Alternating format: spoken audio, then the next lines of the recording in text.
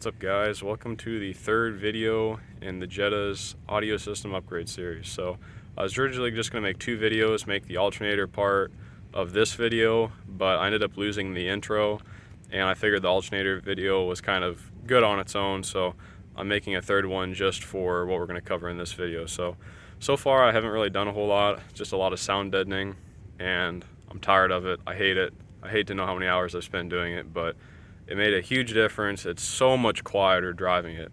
I was honestly shocked how much of a difference it made.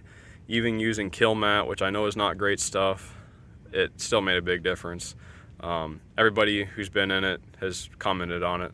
I've taken my mom for a ride, my girlfriend, they all say it's a lot quieter. So I've still got to do the rest of the trunk. I didn't have enough to do that, but as far as the rest of the car is concerned, it's done. This is the only thing left. So I'm starting to put some panels back in. Hopefully I'll start getting the amps wired in. Since all the wiring in the alternator video is finished, all I've got to do now is run the wires under the car back here to the battery, and then it's really close to being done. So hopefully it won't be too much longer and we can hear this thing bump and see how it sounds. I'm hoping that'll be in this video.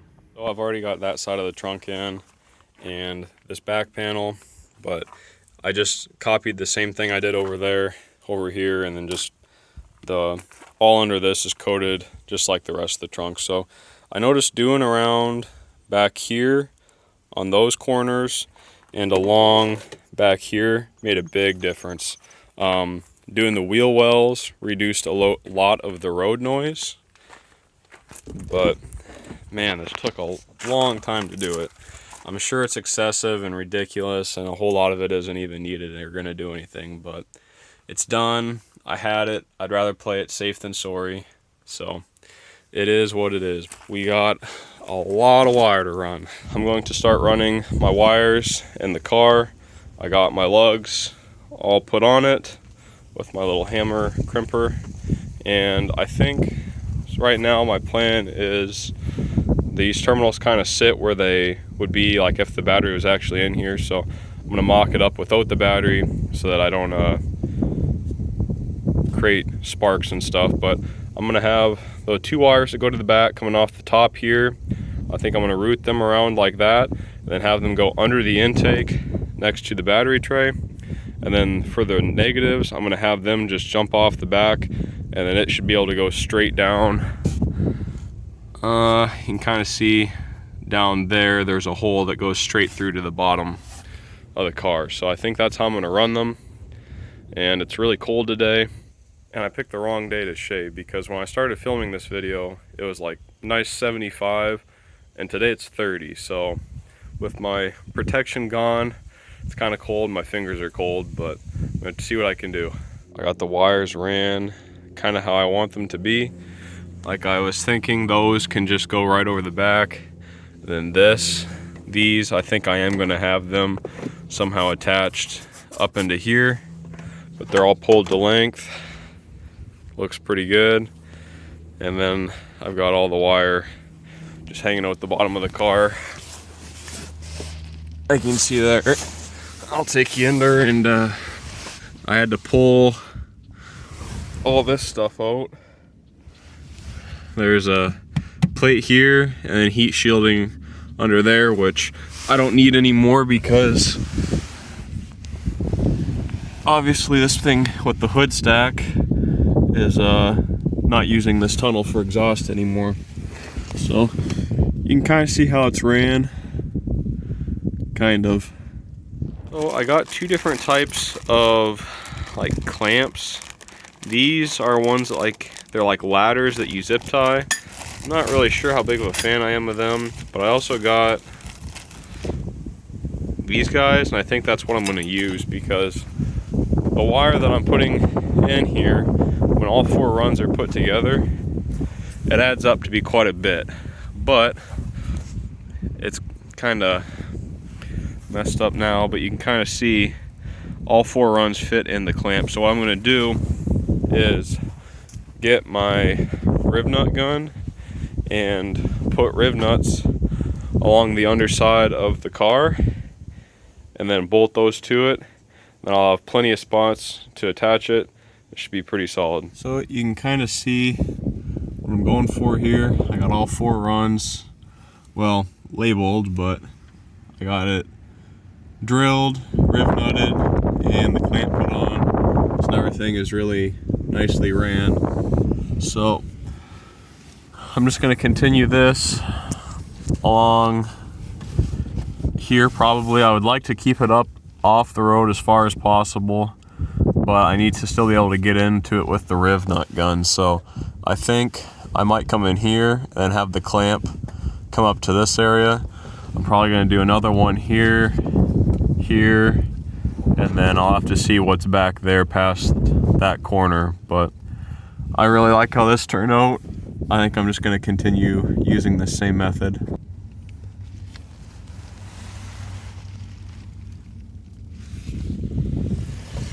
So, as you can see there, I've got it back across the rear axle. I'm really happy with how everything's turned out to run so far. This was already a hole that was in the body.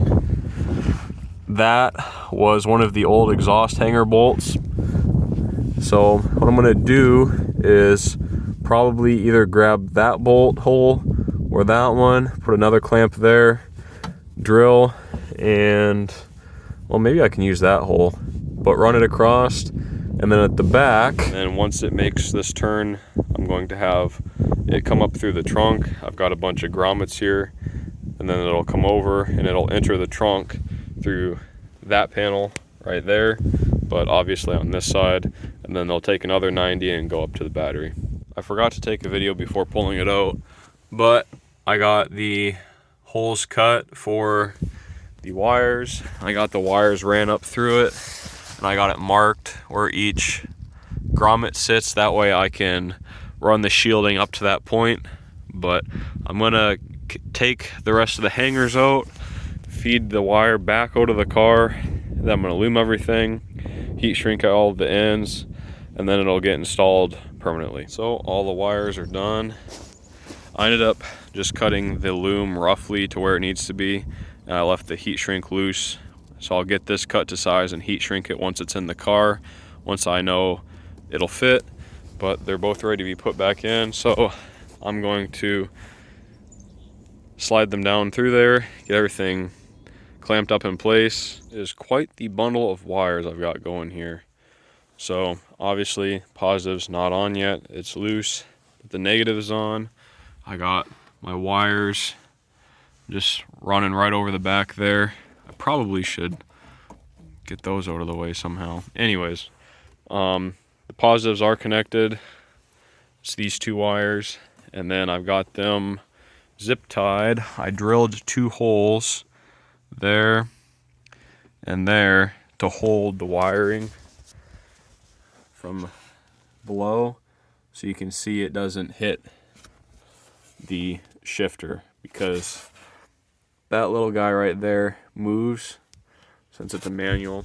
So I got that all cleaned up. I got it all ran under. The first 3 hangers are all done, so I've just got to take it up over the back and then feed it inside. All right, I got it all done. The positive is back on and nothing is on fire. So right away I say that's a pretty good win for me.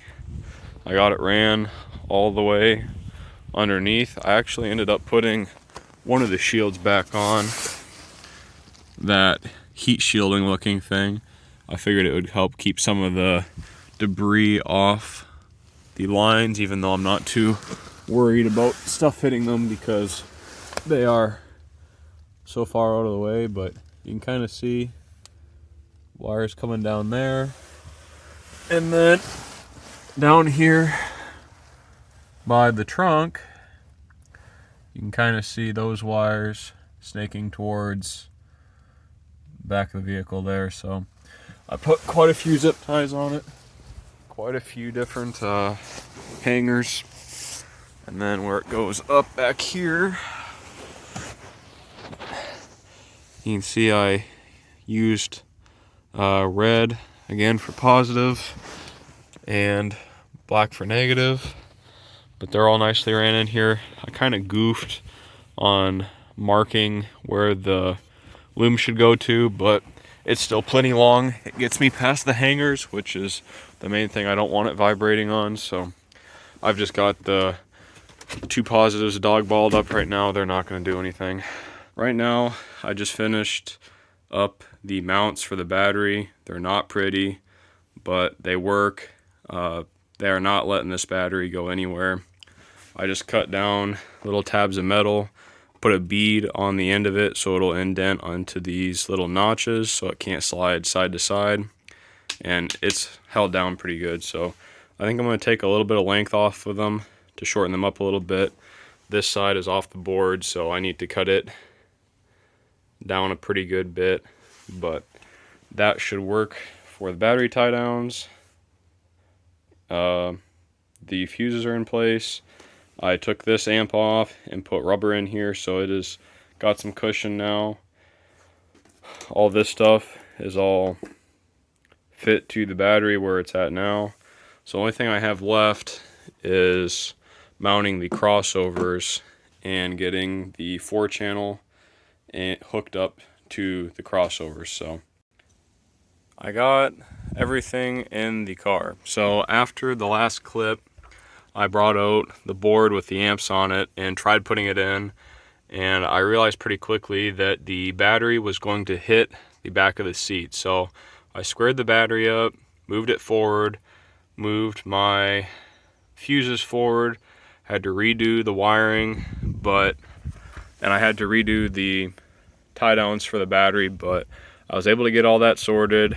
I got the wires that are coming into the trunk ran up to the battery, so all the power wires for the amps and all the second battery stuff is all done.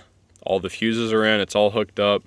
The box is in, and I've got it all secured again. I've got these little pieces of suede in there because I was actually getting a problem where the box was squeaking against the aluminum, and it was driving me nuts, and putting that suede in there has eliminated it. It looks kind of janky, but it does a purpose. So I got the sub wired in, everything clears real nicely. This is just barely touching the edge of the box, which is fine, but I just took it for a little drive. Everything rides nice. It does start quicker with the second battery. It whips it over faster, so that's cool. From here on out, I think I'm going to get my crossovers and mount them here like I was originally planning. They should fit here now, and my goal is hopefully by the end of the night I'll be able to make music. I just threw some stuff together. I got everything hooked up except for the voltage gauge. All the speakers are hooked up. My RCAs, it's a complete mess, but I just wanted to hear it and have it hooked up for tomorrow.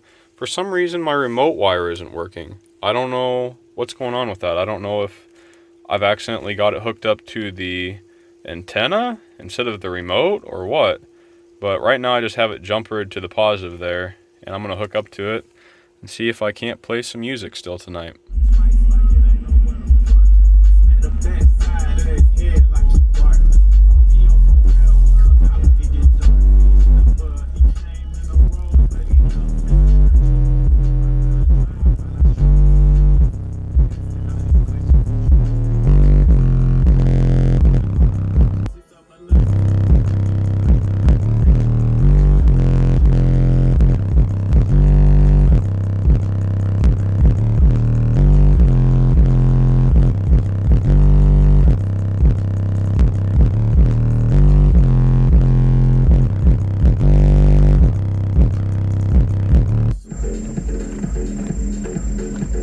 Alright guys, we are back. So I had to go in, work some overtime, but now we're back on the project. So I finally got the rear trunk lid covered up.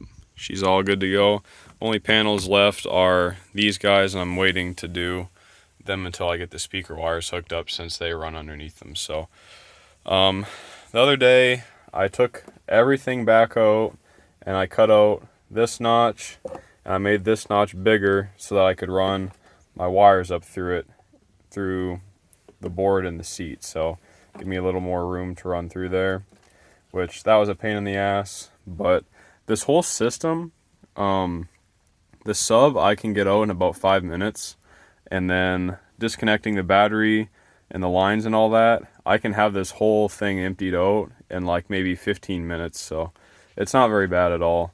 As far as like getting to the spare tire, it's literally, I think, 12 Phillips screws, and then the 2 screws for my terminals, and the box can come out, and at that point the board lifts up and I can pull the spare out. So that still remains pretty easy. But I got the RCAs ran. I don't know why, but I had some fascination with them and I wanted to get them hooked up. So that's done.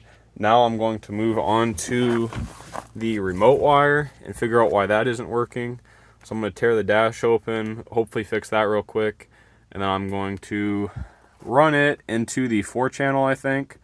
And then I'm going to jumper it up to the monoblock, and then out of the monoblock, I'm going to have it coming down to a relay. And that relay, when it closes, is going to give me a voltage readout there below my radio in the dash for the power, or the voltage I should say, on this rear battery. So I can see what the voltage is at while the car is on, but when I shut the car off and my amps die, that voltage readout will also die, so that it doesn't stay on all the time. So I'm going to try to get that knocked out real quick. So you guys are my witness. You can see this is the Alpine owner's manual, and it says power antenna is blue, remote turn on is blue and white. So you can see I've currently got my remote turn on to the blue and white, and it wasn't working. So I just took the power antenna and tested it from the wire to ground. I've got 12.3 volts, which is my resting voltage. So I think they've got the wiring diagram on there wrong. So I'm going to switch the splice over to this guy and see if it works then.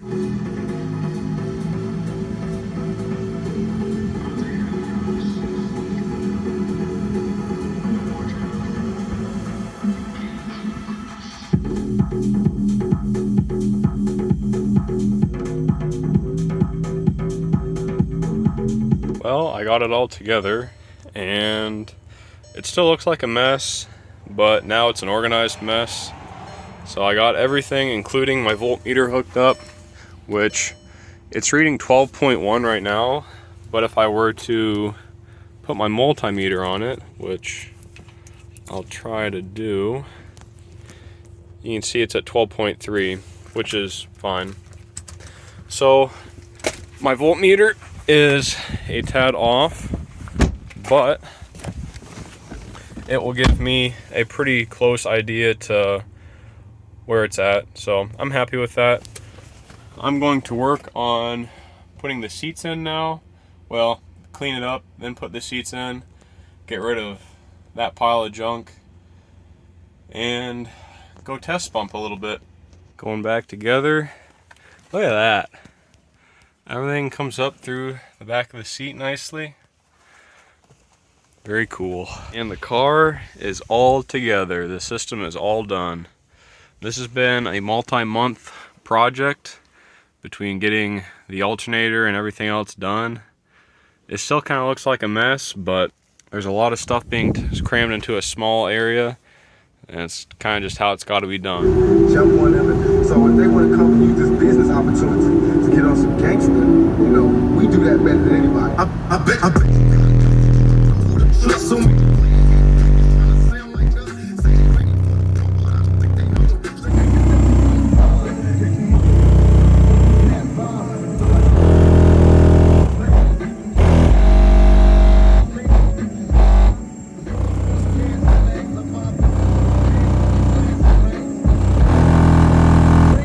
Also got the trunk sound deadened and put back together, and now it doesn't rattle as much as it used to, which is very nice. I got some new subs. These are American Bass 12-inch XFLs. They are dual 4-ohm, so they'll be wired individually to 2 and then together again to 1. And they're going to be replacing these guys. They've been troopers, but they're not just holding up to the abuse, so it's time for them to go. Bass! So I'm going through and continuing to dial in the settings on my amps, and right now I'm doing the gains. So this is a Picoscope 2205A. It's an oscilloscope. I've got it hooked up to my computer. I've got Picoscope 7 software running, and I've got my whatever that's called, lead, hooked up to some wires, which I've got connected to my RCA outputs from my head unit. So you want to check the output of your head unit first and just see where clipping begins, and then turn it down one click. That way you're sending a clean signal of music to your amps, because if you're sending your amps a clipping signal, then you're just amplifying the clipped signal. So obviously you don't want that. So again, I've got it hooked up to the RCAs coming out of the head unit. This is the max level out of my head unit that I can run. If I turn it up one more, I'll show you this, but it clips really bad. So I've got a USB stick plugged into the head unit that it's playing test tones off of, and I get those test tones off of Kicker's website. Right now I'm playing a 50 Hertz tone because I'm doing the amp for my subs. If I were doing the amps for my full range, I would probably use a 1000 Hertz tone. So now I'm going to go to the car and I'll show you what happens when I turn it up. Out at the car, you can see I've got an RCA terminal soldered to some speaker wire, and I've got my 50 Hertz tone playing, 60-second tone I guess is what it shows, but it is 50 Hertz. And you can see in here my test tone. So if I come up to the front here, and it's at 34 volume right now, so if I go up one click, 35, which is the max volume,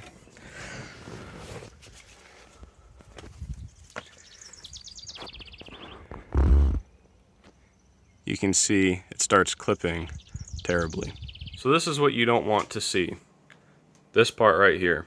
If you compare this to the clip I played earlier, where it was playing cleanly, the top of this was nice and rounded. That's what you want to see. When the top of the sine wave starts to flatten off like that, that's bad. This is a perfect example of clipping. This is what will burn your speakers and subs up. So again, this is 35 volume.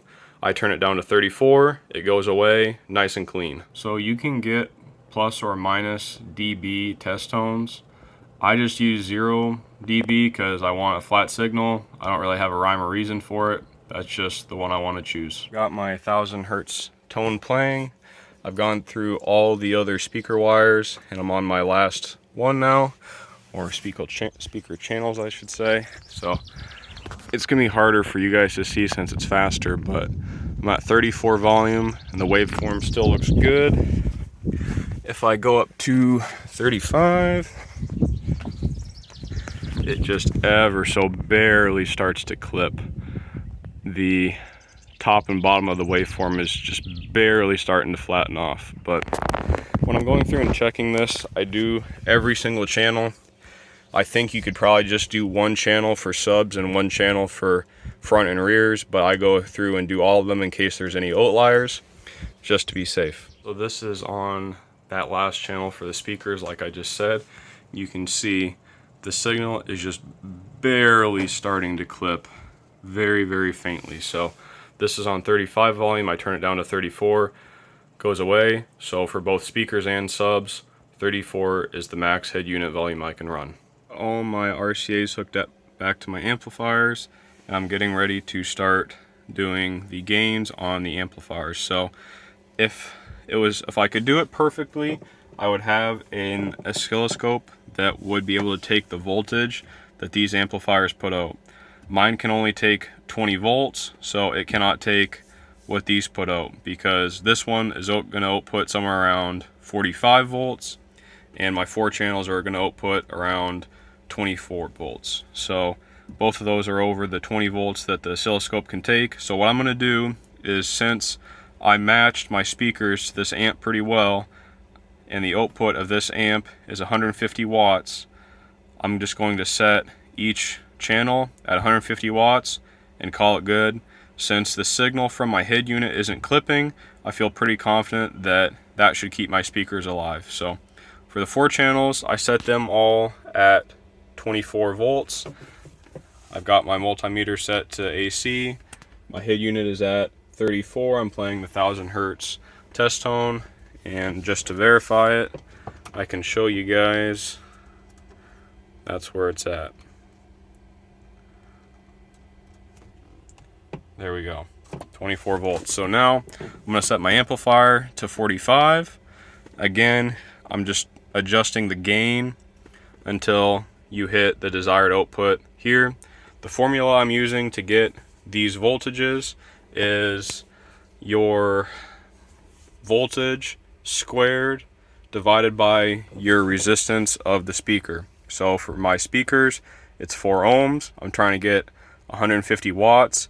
That's roughly 24 volts squared divided by 4 gets you somewhere around 150 watts. So then, for example, for my subs, I've got them wired down to 1 ohm. So for them, it would be 45 squared divided by 1 ohm is somewhere in the neighborhood of 2000 watts. Since the signal is so clean from the head unit, again, I might bump up my sub amp a little higher because, I don't know, I'm feeling a little risky.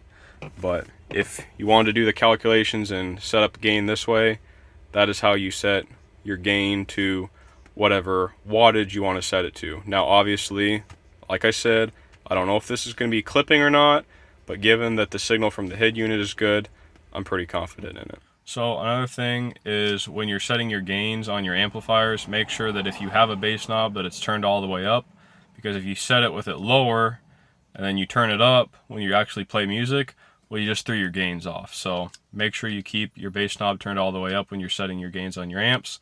And when you're figuring out the clipping point for your head unit, make sure you're using whatever input device you're going to be using when you actually listen to music. So if you're going to be using a USB, put test tones on a USB. If you're going to be using Bluetooth, get a test tone on your phone. If you're going to be using aux, do it through aux. That way, whatever input you're using, it's going to match whatever music you play.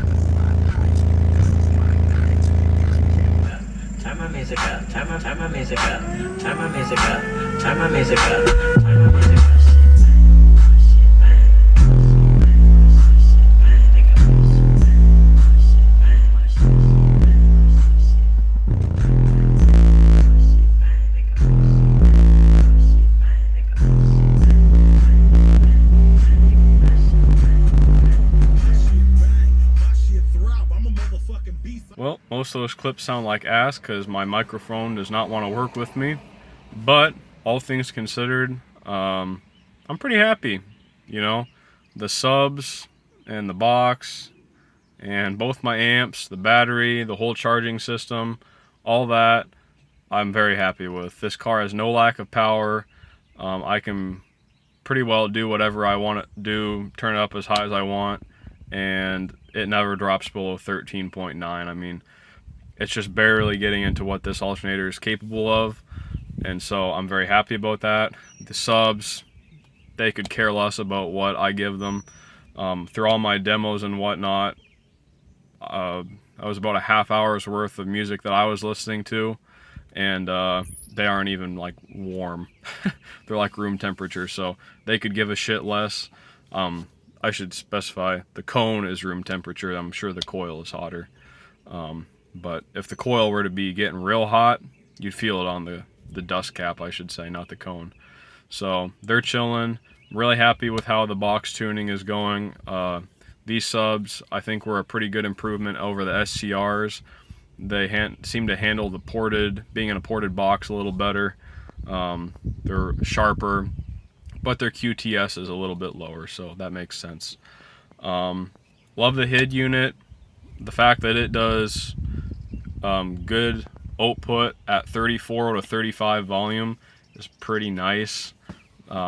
Being one click away from being maxed out and still having good signal that's pretty solid. The down for sound speakers that I have in the rear door, really happy with them actually. I was thoroughly impressed. They seem to be taking a good amount of power. They're really loud, they're clean though, and no complaints there. So with all that being said, I think the Jetta is done as far as the stereo is concerned. I'm still working on some body work and rims and whatnot, but I'm gonna lower it too. But as far as the stereo is concerned, I'm done. So if you guys have been paying attention and following along as I've been filming these last 3 videos, I appreciate you guys watching.